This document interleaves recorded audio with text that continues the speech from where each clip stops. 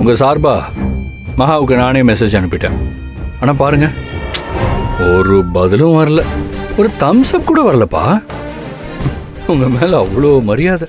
மகா என் மேல எவ்வளவு மரியாதை வச்சிருக்கான்னு எனக்கு தெரியும்டா. ஆனா நீ பண்றதுல அக்கிரமண்டா.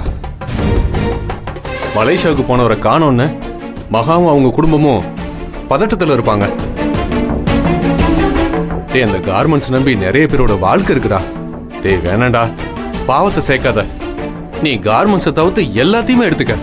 நீ டாக்குமெண்ட்ஸ்ல கையெழுத்து போட்டுறா, என்ன இந்தியாவுக்கு அனுப்பிடுறா. டாட், மகா கொடுத்த 50 லட்சத்தை எங்க வச்சிருக்கீங்க? அந்த பணம் எங்க இருந்தா உனக்கு என்னடா? பத்திரத்துல கையெழுத்து போட்டு போட வேண்டியதானே?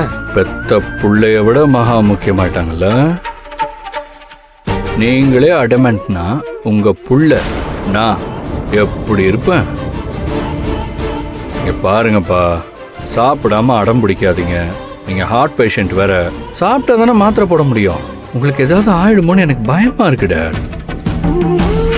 நீங்க சாப்பிடாம இருக்கிறத பார்த்து மனசுக்கு ரொம்ப கஷ்டமா இருக்கு டாட்.